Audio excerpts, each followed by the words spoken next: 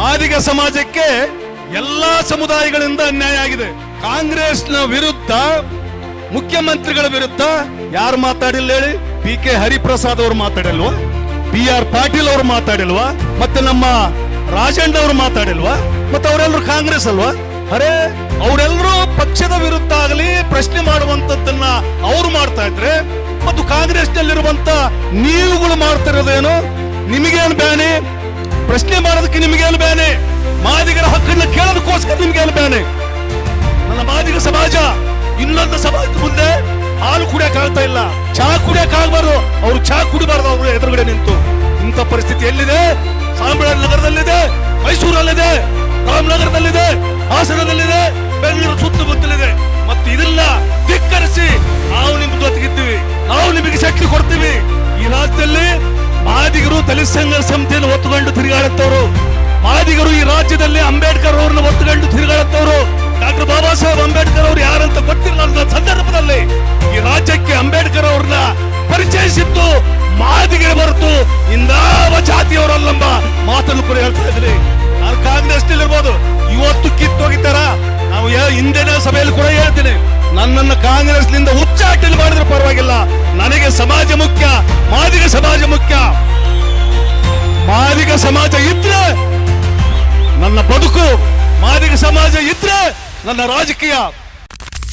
ಈ ವೇದಿಕೆಯಲ್ಲಿ ಆಸೀನರಾಗಿರುವಂತ ಒಳ ಮೀಸಲಾತಿಯ ಹೋರಾಟಗಾರರೇ, ಮಾದಿಗ ಮತ್ತು ಇನ್ನಿತರ ನನ್ನ ಸಮಾಜದ ಹಿರಿಯರೇ, ಹಾಗೂ ಈ ಕಾರ್ಯಕ್ರಮದಲ್ಲಿ ಭಾಗವಹಿಸಿರುವಂತ ನನ್ನ ಮಾದಿಗ ಸಮಾಜದ ಒಡನಾಡಿಗಳೇ, ಹಾಗೂ ಈ ಕಾರ್ಯಕ್ರಮದ ಕೇಂದ್ರ ಬಿಂದುಗಳಾದಂತ ಕಾರಣಕರ್ತರಾದಂತ BR ಭಾಸ್ಕರ್ ಪ್ರಸಾದ್ ಅವರೇ, ಹಾಗೂ ಅವರ ನೇತೃತ್ವದ ನನ್ನೆಲ್ಲ ಭೀಮ ಸೇನಾನಿಗಳ ಪಾದಗಳಿಗೆ ನಮಸ್ಕರಿಸುತ್ತಾ ನನ್ನ ಅನಿಸಿಕೆಗಳನ್ನ ಹೇಳಕ್ ಇಷ್ಟಪಡ್ತಾ ಇದ್ದೇನೆ.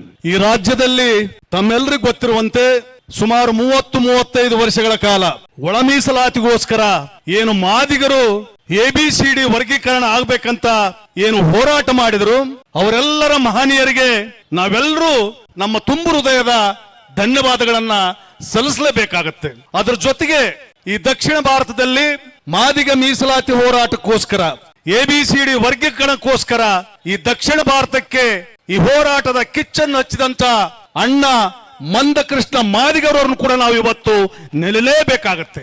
ಅವರ ನಿರಂತರವಾದಂತ ಹೋರಾಟ ನಮ್ಮ ಕರ್ನಾಟಕದ ಮೇಲೆ ಅವರ ನೆರಳಿದೆ. ಅದಕ್ಕೋಸ್ಕರ ಅವರನ್ನ ನೆನೆಯದೆ ಈ ಒಳ ಮೀಸಲಾತಿಯ ಯಾವುದೇ ವಿಚಾರಗಳನ್ನ ನಾವು ಮಾತಾಡಲಿಕ್ಕೆ ನಮಗೆ ನೈತಿಕ ಹಕ್ಕು ಇರಲ್ಲ ಎಂಬ ಮಾತನ್ನು ಕೂಡ ನಾನು ಈ ಮೂಲಕ ಹೇಳಕ್ ಇಷ್ಟಪಡ್ತಾ ಇದ್ದೀನಿ. ಅದ್ರ ಜೊತೆಗೆ ರಾಜಕಾರಣಿಗಳಿಗೂ ಮತ್ತು ಸಾಮಾನ್ಯ ನಮ್ಮ ಮಾದಿಗ ಸಮಾಜಕ್ಕೆ ಈ ರಾಜ್ಯದಲ್ಲಿ ಯಾರಿಂದ ಒಳ ಮೀಸಲಾತಿ ತಡೆಯಲಾಗುತ್ತಿತ್ತು, ಯಾತಕ್ಕೋಸ್ಕರ ತಡೆಯಲಾಗುತ್ತಿತ್ತು, ಅದಕ್ಕೆ ಮುಖ್ಯ ಕಾರಣ ಏನನ್ನೋದು ಮಾದಿಗ ರಾಜಕಾರಣಿಗಳಿಗೂ ಗೊತ್ತು, ಇನ್ನಿತರ ರಾಜಕಾರಣಿಗಳಿಗೂ ಗೊತ್ತು. ಈ ಸತ್ಯ ಎಲ್ಲ ಜನರಿಗೂ ಗೊತ್ತಿದೆ. ಆದ್ರೆ ಇವತ್ತು ಬಲಿಪಶಿ ಆಗಿರುವಂತದ್ದು ಯಾರು? ಅದು ನನ್ನ ಮಾದಿಗ ಸಮಾಜ ಮಾತ್ರ. ಮಾದಿಗ ಸಮಾಜಕ್ಕೆ ಎಲ್ಲಾ ಸಮುದಾಯಗಳಿಂದ ಅನ್ಯಾಯ ಆಗಿದೆ. ಇವತ್ತು ಒಂದು ಮಾತನ್ನ ನಾನು ಹೇಳಕ್ ಇಷ್ಟಪಡ್ತಾ ಇದ್ದೇನೆ. ಕಾಂಗ್ರೆಸ್ನ ವಿರುದ್ಧ ಮಾತಾಡಬೇಡ ಅಂತ ಹೇಳ್ತಾರೆ. ನಾನು ಕೂಡ ಕಾಂಗ್ರೆಸ್, ನಾನೊಬ್ಬ ರಾಜ್ಯದ ಪ್ರತಿನಿಧಿ, ನಾನು ಒಂದು ಪಕ್ಷದ ಪ್ರತಿನಿಧಿ. ಇವತ್ತು ಹೇಳ್ತಾ ಇದ್ದೇನೆ, ಕಾಂಗ್ರೆಸ್ನ ನಾಯಕರುಗಳು ಕಾಂಗ್ರೆಸ್ನ ವಿರುದ್ಧ, ಮುಖ್ಯಮಂತ್ರಿಗಳ ವಿರುದ್ಧ ಯಾರು ಮಾತಾಡಿಲ್ಲ ಹೇಳಿ? BK ಹರಿಪ್ರಸಾದ್ ಅವರು ಮಾತಾಡಿಲ್ವಾ? BR ಪಾಟೀಲ್ ಅವರು ಮಾತಾಡಿಲ್ವಾ? ಇನ್ನಿತರ ಎಷ್ಟು ಜನರು ಬೇಕು ನಿಮಗೆ? ಮತ್ತೆ ನಮ್ಮ ರಾಜಣ್ಣ ಅವರು ಮಾತಾಡಿಲ್ವಾ? ಮತ್ತೆ ಅವರೆಲ್ಲರೂ ಕಾಂಗ್ರೆಸ್ ಅಲ್ವಾ? ಅರೆ, ಅವರೆಲ್ಲರೂ ಪಕ್ಷದ ವಿರುದ್ಧ ಆಗಲಿ ಪ್ರಶ್ನೆ ಮಾಡುವಂತದ್ದನ್ನ ಅವ್ರು ಮಾಡ್ತಾ ಇದ್ರೆ, ಮತ್ತು ಕಾಂಗ್ರೆಸ್ ನಲ್ಲಿರುವಂತ ನೀವುಗಳು ಮಾಡ್ತಿರೋದೇನು? ನಿಮಗೇನು ಬ್ಯಾನೆ? ಪ್ರಶ್ನೆ ಮಾಡೋದಕ್ಕೆ ನಿಮಗೇನು ಬ್ಯಾನೆ? ಮಾದಿಗರ ಹಕ್ಕನ್ನ ಕೇಳೋದಕ್ಕೋಸ್ಕರ ನಿಮ್ಗೇನು ಬ್ಯಾನೆ? ಮತ್ತೆ ಅವರು ಮಂತ್ರಿಗಳಿದ್ದಾರೆ, ಅವ್ರು ಕೇಳ್ತಾರೆ.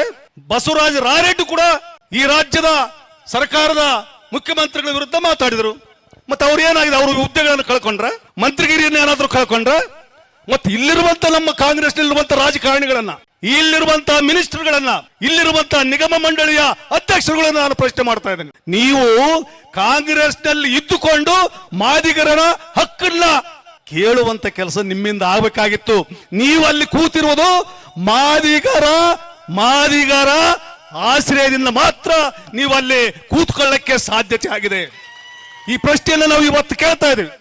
ನಾನು ಕಾಂಗ್ರೆಸ್ ಇರ್ಬೋದು, ಇವತ್ತು ಕಿತ್ತೋಗಿತಾರ ನಾವು ಹಿಂದಿನ ಸಭೆಯಲ್ಲಿ ಕೂಡ ಹೇಳ್ತೀನಿ, ನನ್ನನ್ನು ಕಾಂಗ್ರೆಸ್ನಿಂದ ಉಚ್ಚಾಟನೆ ಮಾಡಿದ್ರೆ ಪರವಾಗಿಲ್ಲ, ನನಗೆ ಸಮಾಜ ಮುಖ್ಯ, ಮಾದಿಗ ಸಮಾಜ ಮುಖ್ಯ. ಮಾದಿಗ ಸಮಾಜ ಇದ್ರೆ ನನ್ನ ಬದುಕು, ಮಾದಿಗ ಸಮಾಜ ಇದ್ರೆ ನನ್ನ ರಾಜಕೀಯ, ಮಾದಿಗ ಸಮಾಜ ಇದ್ರೆ ನನ್ನ ಅಂತಸ್ತು, ಸ್ಟೇಟಸ್. ನೀವೆಲ್ಲ ಹೋಗಿರಂಥದ್ದು ರಿಸರ್ವೇಶನ್ ತೆಗೆದುಕೊಂಡು ರಾಜಕಾರಣ ಮಾಡ್ತಾ ಇದ್ರಿ.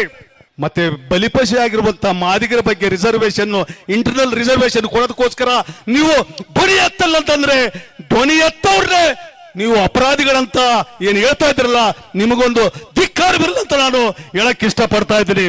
ಇವತ್ತು ನಾನು ಮತ್ತೊಮ್ಮೆ ಹೇಳ್ತಾ ಇದ್ದೀನಿ, ಈ ರಾಜ್ಯದಲ್ಲಿ ಭಾಸ್ಕರ್ ಪ್ರಸಾದ್ ಅವರ ಈ ತಂಡ ಭೀಮಸೇನಾನಿಗಳು ಯಾರ ಅವ್ರ ಮನೆಗೋಸ್ಕರ ಏನಾದ್ರೂ ಹೋರಾಟ ಮಾಡ್ತಾ ಇದಾರ, ಅವರ ಬದುಕಿಗೋಸ್ಕರ ಏನಾದ್ರೂ ಹೋರಾಟ ಮಾಡ್ತಾ ಇದಾರ, ಅಥವಾ ಯಾವ್ದಾದ್ರು ರಾಜಕಾರಣದ ಕುರ್ಚಿಗೋಸ್ಕರ ಹೋರಾಟ ಮಾಡ್ತಾ ಇದಾರ? ಇಲ್ಲ. ಸುಮಾರು 3 ತಿಂಗಳಿನಿಂದ ಭಾಸ್ಕರ್ ಪ್ರಸಾದ್ ಅವರು ಮತ್ತು ಭೀಮಸೇನಾನಿಗಳು ತಮ್ಮ ಹೆಂಡ್ರನ್ನ, ಮಕ್ಕಳ, ತಂದೆ ತಾಯಿಗಳನ್ನ ಎಲ್ಲರನ್ನು ಬಿಟ್ಟು ಹಗಲು ರಾತ್ರಿ ಈ ಸಮಾಜಕ್ಕೋಸ್ಕರ ನಾವೇನಾದ್ರೂ ಕೊಡಬೇಕು, ಯಾರಾದ್ರೂ ಒಬ್ರು ನಿಷ್ಠೂರ ಆಗ್ಲೇಬೇಕು, ಯಾರಾದ್ರೂ ಒಬ್ರು ಈ ಹೋರಾಟದ ಹಾದಿಯಲ್ಲಿ ಹೆಜ್ಜೆಗಳನ್ನಾಗಬೇಕು ಅಂತ ಹೆಜ್ಜೆಗಳನ್ನಿಡುವಂತ ನಿಟ್ಟಿನಲ್ಲಿ ಅವರಿಂದ ಈ ರಾಜ್ಯಕ್ಕೆ ದೊಡ್ಡ ಕೊಡುಗೆ ಆಗಿದೆ. ಏನು ಅದು ಕೊಡುಗೆ? ಇವತ್ತೇನು ಈ ರಾಜ್ಯದಲ್ಲಿ ಮಾದಿಗರು ತಮ್ಮನ್ನ ಮಾದಿಗ ಅಂತ ಹೇಳಲಿಕ್ಕೆ ಇಷ್ಟಪಡ್ತಿರಲಿಲ್ಲ. ಈ ಭಾಗದಲ್ಲಿ ಅದು ಮೈಸೂರು, ಚಾಮರಾಜನಗರ, ಹಾಸನ, ಬೆಂಗಳೂರು, ರಾಮನಗರ ಈ ಭಾಗದಲ್ಲಿ ನಾನು ಮಾದಿಗಂತ ಹೇಳ್ಕೊಳ್ಳಾರ್ದೆ, ಮಾದಿಗ ಇದ್ರು ಕೂಡ ಹೇಳಿ ಏಕೆ ಅಂತ ಹೇಳ್ಕೊಂಡು ಇನ್ನೊಬ್ಬರ ಗುಲಾಮರಾಗಿದ್ರಲ್ಲ, ಅವ್ರನ್ನ ಗುಲಾಮರಾಗಿ ತರಿದ್ರಲ್ಲ, ಅವ್ರನ್ನ ಧಿಕ್ಕರಿಸಿ ನಾನು ಮಾದಿಗೆಂಬ ಸತ್ಯವನ್ನು ಹೇಳಿಸಿದಂತ ಕೀರ್ತಿ ಯಾರಿಗಾದ್ರೂ ಇದ್ರೆ ಅದು ಭಾಸ್ಕರ್ ಪ್ರಸಾದ್ ಅವರ ಈ ಭೀಮಸೇನಾನಿಗಳ ತಂಡೆಂಬ ಮಾತನ್ನು ಕೂಡ ನಾನು ಹೇಳಕ್ ಇಷ್ಟಪಡ್ತಾ ಇದ್ದೀನಿ. ಇವತ್ತು ನೀವು ಚಾಮರಾಜನಲ್ಲಿ ನೋಡಬಹುದು, ಮೈಸೂರಲ್ಲಿ ನೋಡಬಹುದು, ನನ್ನ ಮಾದಿಗ ಸಮಾಜ ಇನ್ನೊಂದು ಸಮಾಜದ ಮುಂದೆ ಹಾಲು ಕುಡಿಯಕ್ ಆಗ್ತಾ ಇಲ್ಲ, ಚಹಾ ಕುಡಿಯಕ್ ಆಗ್ಬಾರ್ದು, ಅವ್ರು ಚಹಾ ಕುಡಿಬಾರ್ದು ಅವರು ಎದುರುಗಡೆ ನಿಂತು. ಇಂಥ ಪರಿಸ್ಥಿತಿ ಎಲ್ಲಿದೆ? ಚಾಮರಾಜನಗರದಲ್ಲಿದೆ, ಮೈಸೂರಲ್ಲಿದೆ, ರಾಮನಗರದಲ್ಲಿದೆ, ಹಾಸನದಲ್ಲಿದೆ, ಬೆಂಗಳೂರು ಸುತ್ತಮುತ್ತಲಿದೆ. ಮತ್ತು ಇದೆಲ್ಲ ಧಿಕ್ಕರಿಸಿ ನಾವು ನಿಮ್ ಜೊತೆಗಿದ್ದೀವಿ, ನಾವು ನಿಮಗೆ ಶಕ್ತಿ ಕೊಡ್ತೀವಿ. ಈ ರಾಜ್ಯದಲ್ಲಿ 35ರಿಂದ 40 ಲಕ್ಷ ಜನರು ಮಾದಿಗರಿದ್ದೀವಿ. ನಾವು ನಿಮ್ಮ ಸಹಕಾರವನ್ನು ಕೊಟ್ಟು ನಿಮ್ಮನ್ನು ಮಾದಿಗರ ಕುಲದೈವ ಅಂತ ನಾವು ತಿಳ್ಕೊಂತ ಎಂಬ ಸತ್ಯವನ್ನ, ನಿಜಾಂಶವನ್ನ ಅಥವಾ ಧೈರ್ಯವನ್ನು ಕೊಟ್ಟಂತವರು ಈ ರಾಜ್ಯದಲ್ಲಿ ಈ ದಿನಗಳಲ್ಲಿ ಯಾರಾದರೂ ಇದ್ರೆ ಅದು ಭಾಸ್ಕರ್ ಪ್ರಸಾದ್ ಅವರ ಭೀಮಸೇನಾನಿಗಳು ಎಂಬ ಮಾತನ್ನ ಯಾರು ಮರೆಯಕ್ಕೆ ಸಾಧ್ಯ ಇಲ್ಲ ಎಂಬ ಮಾತನ್ನ ಹೇಳಕ್ಕೆ ಇಷ್ಟಪಡ್ತಾ ಇದ್ದೀನಿ. ಅದ್ರ ಜೊತೆಗೆ ತ್ಯಾಗಜೀವಿ, ತನ್ನನ್ನು ತಾನು ಸುಟ್ಟುಕೊಂಡು, ಅಂದ್ರೆ ಒಬ್ಬ ಬೇಡದ ಬತ್ತಿಯಂತೆ ಈ ರಾಜ್ಯಕ್ಕೆ ದಲಿತ ಸಂಘರ್ಷ ಸಮಿತಿಯ ಒಂದು ಸಾಮಾಜಿಕ ನ್ಯಾಯವನ್ನು ಕೊಡುವಂತ ನಿಟ್ಟಿನಲ್ಲಿ ದಲಿತ ಸಂಘರ್ಷ ಸಮಿತಿಯನ್ನು ಹುಟ್ಟಾಕಿದಂತ ಸಂಸ್ಥಾಪಕ ಯಾರಾದ್ರೂ ಇದ್ರೆ, ಈ ರಾಜ್ಯಕ್ಕೆ ಬೆಳಕನ್ನು ಕೊಟ್ಟರು ಯಾರಾದ್ರೂ ಇದ್ರೆ ಅದು ಪ್ರೊಫೆಸರ್ ಬಿ ಕೃಷ್ಣಪ್ಪ ಮಾತನ್ನು ಕೂಡ ನಾನು ಹೇಳಕ್ಕೆ ಇಷ್ಟಪಡ್ತಾ ಇದ್ದೀನಿ. ಈ ಮಾತನ್ನ ಯಾಕೆ ಹೇಳ್ತಾ ಇದ್ದೇನೆ ಅಂದ್ರೆ, ನೀವು ಊಹೆ ಮಾಡಬಹುದು, ಈ ರಾಜ್ಯದಲ್ಲಿ ಪ್ರೊಫೆಸರ್ ಬಿ ಕೃಷ್ಣಪ್ಪ ಅವರ ಅಡಿಯಲ್ಲಿ ಬೆಳೆದಂತವ್ರು, ದಲಿತ ಸಂಘರ್ಷ ಸಮಿತಿಯಲ್ಲಿ ಲೀಡರ್ಗಳಾಗಿದ್ದಂತವ್ರು ಪ್ರೊಫೆಸರ್ ಕೃಷ್ಣಪ್ಪ ಅವ್ರನ್ನ ಹಿಂಬದಿಗೆ ತಳ್ಳಿ ಇವತ್ತು ಈ ರಾಜ್ಯದಲ್ಲಿ ಸುಮಾರು 30 ವರ್ಷಗಳಿಂದ ಆ ಸರ್ಕಾರ ಬಂದಾಗಲೆಲ್ಲ MLCಗಳಾಗೋದು, ದಿಗಂಬ ಮಂಡಳಿಗಳಾಗೋದು, ಮತ್ತೊಮ್ಮೆ MLCಗಳಾಗೋದು, MLAಗಳಾಗೋದು, ಇವರೆಲ್ಲರೂ ಬಂದಿರುವಂತದ್ದು ಬಿ ಕೃಷ್ಣಪ್ಪ ಅವರ ಕೃಪಾ ಕಟಾಕ್ಷ. ಇಂದಿನವರು ಮತ್ತು ಇವತ್ತಿನವರು ಈ ಸತ್ಯನ ಯಾವನಾದರೂ ಅಲ್ಲ ಅಂತ ಹೇಳಂತ ತಾಕತ್ತಿದ್ರೆ ನಮ್ಮ ಮುಂದೆ ಬರಲ್ಲ. ನಮ್ಗೆ ಗೊತ್ತಿದೆ, ನಾವು ಕೂಡ ಬಿ ಕೃಷ್ಣಪ್ಪ ಅವರ ಜೊತೆಯಾಗಿ ನಡೆದಂತವ್ರು. ನಾವು ಅವ್ರ ಜೊತೆಗೆ ಆ ಕಾಲದಲ್ಲೇ ನಾವು ಅವ್ರಿಗೆ ಹೇಳ್ತೇವೆ, ಅಲ್ಲ ಕಡೆ ಯಾರಲ್ಲ ಮಾತಾಡಬೇಡಂತ ನಮ್ಗೆ ಬೈತಾ ಇದ್ರು. ಕೊನೆಗೆ ಎಲ್ಲ ಅವರಿಗೆ ಅರ್ಥ ಆಯ್ತು. ಅದಕ್ಕೋಸ್ಕರ ಈ ರಾಜ್ಯದಲ್ಲಿ ಮಾದಿಗರು ದಲಿತ ಸಂಘರ್ಷ ಸಮಿತಿಯನ್ನು ಒತ್ತುಕೊಂಡು ತಿರುಗಾಡಂತವ್ರು, ಮಾದಿಗರು ಈ ರಾಜ್ಯದಲ್ಲಿ ಅಂಬೇಡ್ಕರ್ ಅವ್ರನ್ನ ಒತ್ತುಕೊಂಡು ತಿರುಗಾಡಂತವ್ರು. ಡಾಕ್ಟರ್ ಬಾಬಾ ಸಾಹೇಬ್ ಅಂಬೇಡ್ಕರ್ ಅವರು ಯಾರಂತ ಗೊತ್ತಿರಲಿಲ್ಲ ಸಂದರ್ಭದಲ್ಲಿ ಈ ರಾಜ್ಯಕ್ಕೆ ಅಂಬೇಡ್ಕರ್ ಅವ್ರನ್ನ ಪರಿಚಯಿಸಿತ್ತು ಮಾದಿಗರೇ ಹೊರತು ಇನ್ನಾವ ಜಾತಿಯವರಲ್ಲಂಬ ಮಾತನ್ನು ಕೂಡ ಹೇಳ್ತಾ ಇದ್ದೀನಿ. ಅದಕ್ಕೋಸ್ಕರ ಏನು ಇವತ್ತು ಸಾಮಾಜಿಕ ನ್ಯಾಯಕ್ಕೋಸ್ಕರ ಇವತ್ತು ಈ ರಾಜ್ಯದಲ್ಲಿ ಯಾರ್ಯಾರು ಸತ್ತಿದ್ದಾರೆ ಅವರೆಲ್ಲರೂ ಮಾದಿಗರೇ ಹೋರಾಟಗಾರರು. ಯಾರ್ಯಾರು ತಮ್ಮ ಪ್ರಾಣಗಳನ್ನು ಕಳೆದುಕೊಂಡಿದ್ದಾರೆ ಈ ರಾಜ್ಯದಲ್ಲೇ ಅದು ಎಲ್ಲರೂ ಮಾದಿಗರೇ. ಬಟ್ ಈ ಮಾತನ್ನ ನಾನು ಯಾಕೆ ಹೇಳ್ತಾ ಇದ್ದೇನೆ ಅಂತಂದ್ರೆ, ಇವತ್ತು ಮಾದಿಗರು ತಮಗೋಸ್ಕರ ಏನನ್ನು ಬೇಡದೆ 30-35 ವರ್ಷಗಳಿಂದ ಸುಮಾರು 79-80ರಿಂದ ದಲಿತ ಸಂಘರ್ಷ ಸಮಿತಿಯನ್ನ ಕಟ್ಟಿ ಬೆಳೆಸಿ ಈ ರಾಜ್ಯಕ್ಕೆ ಸಾಮಾಜಿಕ ನ್ಯಾಯ ಕೊಡಬೇಕಂದ್ರೆ ಈ ತರ ಹೋರಾಟ ಆಗಲೇಬೇಕೆಂಬ ಸಂದೇಶವನ್ನು ಕೊಟ್ಟಂತವರು ಯಾರಾದರೂ ಇದ್ರೆ ಈ ರಾಜ್ಯದಲ್ಲೇ ಅದು ಮಾದಿಗರು ಎಂಬ ಮಾತನ್ನು ಕೂಡ ನಾನು ಹೇಳಕ್ಕೆ ಇಷ್ಟಪಡ್ತಾ ಇದ್ದೀನಿ. ಅದಕ್ಕೋಸ್ಕರ ಇವತ್ತು ನೀವೆಲ್ಲ ದಲಿತ ಸಂಘರ್ಷ ಸಮಿತಿಯಲ್ಲಿ ಬೆಳೆದಿದ್ದೀರಿ. Leftist, rightist, frontist ಯಾವುದಿಲ್ಲ ರೀ ನಿಮಗೆ. ನಿಮಗೆ ಬೇಕಾಗಿರೋದು ಅಧಿಕಾರ, ನಿಮಗೆ ಬೇಕಾಗಿರೋದು ಗುಲಾಮಗಿರಿಯ ರಾಜಕಾರಣ, ನಿಮಗೆ ಬೇಕಾಗಿರೋದು ನಿಗಮ ಮಂಡಳಿಗಳ ರಾಜಕಾರಣ. ಇವತ್ತು ಮಾದಿಗರ ಪಾಡಲ್ಲಿ ಎಷ್ಟು ಜನ ಕಾಂಗ್ರೆಸ್ನವರು ಇದ್ದೀರಿ ಇಲ್ಲಿ, ಎಷ್ಟು ಜನ ಲೀಡರ್ಗಳು ಇದ್ದೀರಿ ಇಲ್ಲಿ. ನಿಮಗೆ ತಾಕತ್ತಿಲ್ಲ. ಮಾದಿಗರ ಬಗ್ಗೆ ಕೇಳೋಕ್ಕೋಸ್ಕರ ಮಾದಿಗರ ಹಕ್ಕನ್ನ ಪಡಿತೀವಿ, ಕೊಡ್ಬೇಕನ್ನಂತ ಒಂದು ಶಬ್ದ ಹೇಳಕ್ಕೆ ನಿಮಗೆ ಇವತ್ತು ಆಗ್ತಾ ಇಲ್ಲ. ಅದಕ್ಕೋಸ್ಕರ ಈ ಮಾತನ್ನ ನಾನು ಯಾಕೆ ಹೇಳ್ತಾ ಇದ್ದೇನೆ ಅಂದ್ರೆ, ಏನು ದಲಿತ ಸಂಘರ್ಷ ಸಮಿತಿಯ ಡಾಕ್ಟರ್ ಬಾಬಾ ಸಾಹೇಬ್ ಅಂಬೇಡ್ಕರ್ ಅವರ ಆಶಯಗಳನ್ನ, ಡಾಕ್ಟರ್ ಬಾಬಾ ಸಾಹೇಬ್ ಅಂಬೇಡ್ಕರ್ ಅವರ ವಿಚಾರಗಳಿಟ್ಟುಕೊಂಡು ಇವತ್ತೇನು ಹೋರಾಟ ಮಾಡಿದ್ರಿ. ಯಾವ ಪುಣ್ಯಾತ್ಮನಾದರೂ ABCD ವರ್ಗೀಕರಣದ ಬಗ್ಗೆ ಎಂದಾದರೂ ಮಾತಾಡಿದಾರ? ಯಾವೊಬ್ಬ ರಾಜ್ಯ ಸಂಚಾಲಕರಂತ ಹಲವಾರು ಜನರು ಇದ್ದಾರೆ. ನನಗೆ ಕಾಳ್ತಾರ ಇತ್ತೀಚಿನ ದಿನಗಳಲ್ಲಿ ಬಾಲಕೃಷ್ಣ ಅವರು ಮತ್ತು ನಮ್ಮ ಮೂರ್ತಿಯವ್ರ ಜೊತೆಗೆ ಬಂದಿದ್ದು ಬಿಟ್ರೆ ನನಗಂತ ಯಾರು ಕಾಣ್ತಿಲ್ಲ. ಮಾದಿಗರು ಎಷ್ಟು ಜನ ನಾಯಕರಿದ್ರು ಎಷ್ಟಿಲ್ಲ. ನೀವು ನಮ್ಮ ಚಕ್ರವರ್ತಿ ಅವರು ಇದ್ದಾರೆ ಅಲ್ಲ, ಇದನ್ನ ಬಹಳ ಸೂಕ್ಷ್ಮವಾಗಿ ಪರಿಗಣನೆ ಮಾಡಬೇಕು. ನಿಮ್ಮನ್ನ ಸಂಚಾಲಕ ಮಾಡೋದು ನಿಮಗೆ ಗೊತ್ತಿರಲಿಲ್ಲ. ಒಂದು ಮಾತನ್ನು ಹೇಳ್ಬಿಡ್ತೀನಿ ಕೊನೆಯದಾಗಿ. ಈ ರಾಜ್ಯದಲ್ಲಿ ಒಂದು ಸುಮಾರು 35-36 ವರ್ಷಗಳ ಹಿಂದೆ ಅಥವಾ 40 ವರ್ಷಗಳ ಹಿಂದೆ ಮಾದಿಗರನ್ನ ರಾಜ್ಯ ಸಂಚಾಲಕರು ಮಾಡೋದಕ್ಕೋಸ್ಕರಲ್ಲೇ ಹೋರಾಟ ಆಗ್ತಾ ಇತ್ತು. ಗುರುಮೂರ್ತಿ ಅವ್ರಿಗೆ ಗೊತ್ತಿರ್ಬೇಕು ನಿಮಗೆ. ನಾವೆಲ್ಲರೂ ಕೃಷ್ಣಪ್ಪ ಅವ್ರಿಗೆ ಬೈತಾ ಇದ್ವಿ, ಏನ್ ಸರ್ ನೀವ್ ಏನ್ ಮಾತಾಡ್ತಾ ಇದ್ರಿ, ನೀವು ಬರೇ ಒಂದೇ ಕಮ್ಯುನಿಟಿಗೆ ಮಾಡ್ಕೊಂಡು ಹೋಗ್ತೀರಿ ನೀವು. ಇರ್ಲಿ ಸುಮ್ನೆ ರಾಯ, ಅವ್ನು DJ ಸಾಗರ್ ಇರ್ಲಿ, ಮಾವಳ್ಳಿ ಶಂಕರ್ ಇರ್ಲಿ, ಚಂದ್ರಪ್ರಶಸ್ತಿ ಆಗಿರ್ಲಿ, ಈ ತರ ಹೇಳ್ಕೊಂಡು ಎಲ್ಲರ ಸಂಚಾಲಕರ ಅತಲೆ ಮಾಡ್ಕೊಂಡು ಹೋದ. ನಾವು ಚೌಡಯ್ಯ ಸ್ಮಾರಕ ಭವನದಲ್ಲಿ ಓಪನ್ ಆಗಿ ಹೇಳಿದೆ. ನಾನು ಚೌಡಯ್ಯ ಸ್ಮಾರಕ ಭವನದಲ್ಲಿ ಒಂದು ಏನಿತ್ತು ವಿಚಾರ ಸಂಕಿರಣಿತ್ತು. ಖರ್ಗೆ ಅವರು ಬಂದಿದ್ರು. ನಾವು ಅವಾಗ ಜಯಣ್ಣನ ಸಂಚಾಲಕ ಮಾಡ್ಬೇಕು.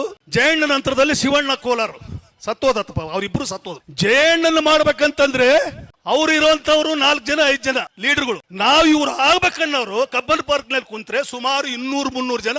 ನಾವು ಗುರುಮೂರ್ತಿ ಅವರು ಅದ್ರ ಬಗ್ಗೆ ಚೆನ್ನಾಗಿ ಗೊತ್ತಿದೆ, ಯಾಕಂದ್ರೆ ನಾವು ಜೊತೆಗೆ ನನಗೆ ಗೊತ್ತಿದೆ. ಯಾರು?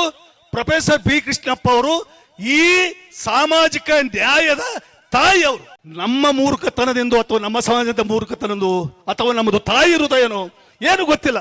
ಅವಾಗ ನಮಗೆ ಯಾವ ಜಾತಿ ಅದು ಇದು ಕೆಲವರಿಗೆ ಗೊತ್ತಾಗ್ತಿತ್ತು. ಆಯ್ತು ಬಿಡು ಅವರೇ ಇರಲಿ. ಇವತ್ತು MLC ಆಗಿ ಬಂದ DJ ಸಾಗರ್ 2 ಸಲ ಸಂಚಾಲಕ ಮಾಡ್ತಿದ್ವಿ ನಾವು. MLC ಶಿಫಾರಸು ಮಾಡಿದ್ರೆ DJ ಸಾಗರ್ ಅಂತ, ಏನ್ ಗುರುಮೂರ್ತಿ ಅವರೇ. ಅವರು 2 ಸಾರಿ ಕೃಷ್ಣಪ್ಪ ಅವ್ರನ್ನ ಸಂಚಾಲಕ ಮಾಡಿ. ಇವತ್ತು DJ ಸಾಗರ್ ಓಪನ್ ಆಗಿ ಹೇಳ್ತಾ ಇದ್ದಾನೆ, I don't care anybody, I don't care anybody. ಆತನ ಎತ್ಕೊಂಡು ತಿರುಗಾಡದಂತವ್ರು ಯಾರು? ನಮ್ಮವ್ರು. ಮತ್ತೆ ಎಂದಾದ್ರೂ ಒಳ ಮೀಸಲಾತಿ ಬಗ್ಗೆ ಮಾತಾಡಿದ್ನ ಅಲ್ಲ. ಇದ್ರ ಯಾಕೆ ಹೆಸರು ಹೇಳ್ಬೇಕಂತಂದ್ರೆ ಇನ್ನ ಉಳಿದಂತವ್ರಿಗೆ ಕೂಡ ಗೊತ್ತಾಗಬೇಕು. ಇವತ್ತು ಯಾಕೆ ಬರ್ತಾ ಇಲ್ಲ ಮಾವಳ್ಳಿ ಶಂಕರ್, ಇವತ್ತು ಫ್ರಂಟ್ ಲೈನ್ಗೆ ಯಾಕೆ ಬರ್ತಾ ಇಲ್ಲ? ಸಾಮಾಜಿಕ ನ್ಯಾಯದ ಬಗ್ಗೆ ಇವ್ರದೊಂದು ಒಕ್ಕೂಟ ಅಂತ, ಹಿಂದುಳಿದವರು ಪರಿಶಿಷ್ಟ ಜಾತಿಗಳು ಒಕ್ಕೂಟ. ಅದೇ ಇಲ್ಲಿ ಬಿದ್ದು ಸಾಯ್ತಾ ಇದ್ದಾರೆ. ನಿಮ್ದೇನಿದ್ರ ಬಗ್ಗೆ ನಿಲುವು? ಹಿಂದುಳಿದವರು, ಅಲ್ಪಸಂಖ್ಯಾತರು ಮತ್ತು ದಲಿತರು ಅಂತಂದು ಒಕ್ಕೂಟ ಮಾಡ್ಕೊಂಡ್ರಿ. ಮಾವಳ್ಳಿ ಶಂಕರು ಯಾರೋ ಒಳ ಮೀಸಲಾತಿ ವಿರೋಧ ಮಾಡಂತ ಯಾರೋ ನಾಯಕ, ಯಾವುದೋ ಒಬ್ಬ ನಾಯಕ ಇದ್ದಾರೆ, ಅದರಲ್ಲಿ ಅನಂತ ನಾಯಕ. ಇವರೆಲ್ಲ ಸೇರಿಕೊಂಡು ಸಾಮಾಜಿಕ ನ್ಯಾಯದ ಬಗ್ಗೆ ಹೋರಾಟ ಮಾಡ್ತಾರೆ. ಸಾಮಾಜಿಕ ನ್ಯಾಯದಿಂದ ವಂಚಿತರಾಗಿರುವಂತ ಬಾಧಿಗರ ಬಗ್ಗೆ ಎಂದಾದರೂ ಧ್ವನಿ ಎತ್ತಿದ್ದಾರೆ ಇವರು. ಇವ್ರಿಗೆ ಧಿಕ್ಕಾರ ಇರಲೆಂಬ ಮಾತನ್ನು ಕೂಡ ನಾನು ಹೇಳಕ್ ಇಷ್ಟಪಡ್ತಾ ಇದ್ದೇನೆ. ಆದ್ರಿಂದ ಇವತ್ತು ಈ ರಾಜ್ಯದಲ್ಲಿ ಮಾದಿಗರೇ ಶ್ರೇಷ್ಠ, ಮಾದಿಗರು ಎಲ್ಲರಿಗೆ ಮುಂದೆ, ಮಾದಿಗರೇ ನಂಬರ್ 1.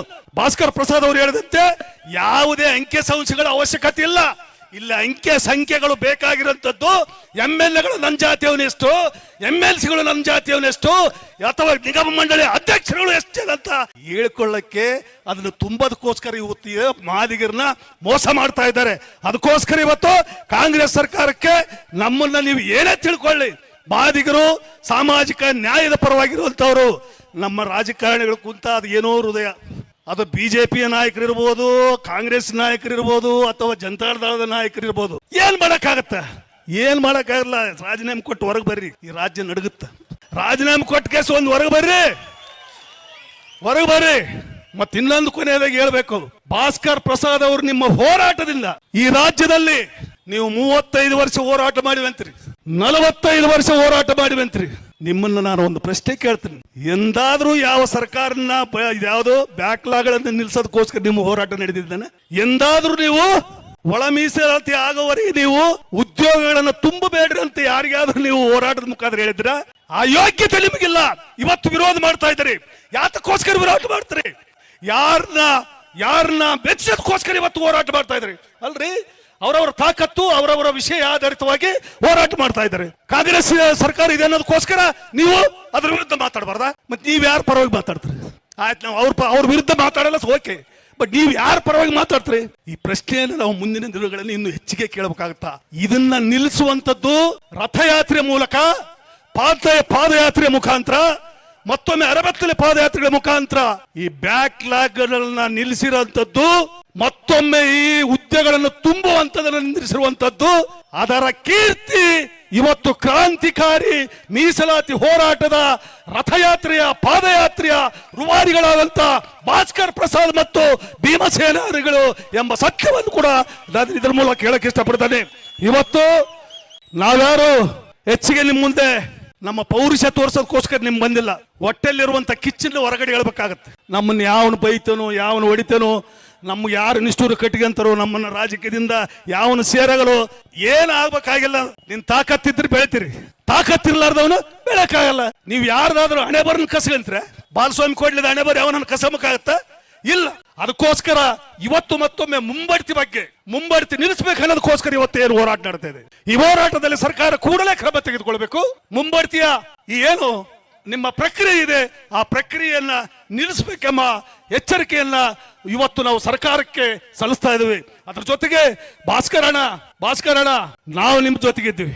ನೀವಿವತ್ತು ಈ ರಾಜ್ಯದಲ್ಲಿ ಎಬ್ಬಿಸಿರುವಂತಹ ಧೂಳು, ಎಚ್ಚರಿಕೆ, ಈ ಪ್ರಜ್ಞೆ, ಹಿಂದೆ ನಾವು ಏನೇ ಹೋರಾಟ ಮಾಡಿದ್ರು ಕೂಡ ಇವತ್ತು ಪರ್ಟಿಕ್ಯುಲರ್ ಆಗಿ ಮಾದಿಗರ ಬಗ್ಗೆ, ನಾನು ನಿಮ್ ಜೊತೆಗೆ ಇದ್ದೀನಿ ಅಂತ ಅವ್ರ ಜೊತೆಗೆ ನೀವು ಇವತ್ತು ಹೇಳುವಂತ ತಾಕತ್ತಲ್ಲಿ ಬೆಳೆಸಿಕೊಟ್ಟಿದ್ರಿ. ನಾನು ಕೂಡ ಈ ವೇದಿಕೆ ಮುಖಾಂತರ ಹೇಳ್ತೇನೆ, ನಾವು, ನಮ್ಮ ಕುಟುಂಬ, ನಮ್ಮ ಅಣ್ಣ ತಮ್ಮಂದರು, ನಮ್ಮ ಜನಗಳು, ನಮ್ಮ ರಾಯಚೂರು ಜಿಲ್ಲೆಯಿಂದ ಮನೆ ಮಠ ಮಾರಾದ್ರೂ ಕೂಡ ಈ ಮುಂದಿನ ದಿನಗಳಲ್ಲಿ ನಿಮ್ಮ ಹೋರಾಟಕ್ಕೆ ಬೆಂಬಲವಾಗಿ ನಿಲ್ತೀವಿ. ಇದು ಸತ್ಯ ಎಂಬ ಮಾತನ್ನು ಹೇಳಿ ನನಗೆ ಮಾತಾಡಲಿಕ್ಕೆ ಅವಕಾಶ ಮಾಡಿಕೊಟ್ಟಿದ್ದೀರಿ. ನಿಮ್ಮೆಲ್ಲರಿಗೂ ಹೊಂದಿಸಿ ನನ್ನ ಮಾತುಗಳನ್ನ ಮುಗಿಸ್ತಾ ಇದ್ದೀನಿ. ಜೈ ಭೀಮ್, ಜೈ ಮಾದಿಗ, ಜೈ ಮಲಿಯಪ್ಪ, ಜೈ ಪ್ರಸಾದ್, ಜೈ ಭೀಮಸೇನ.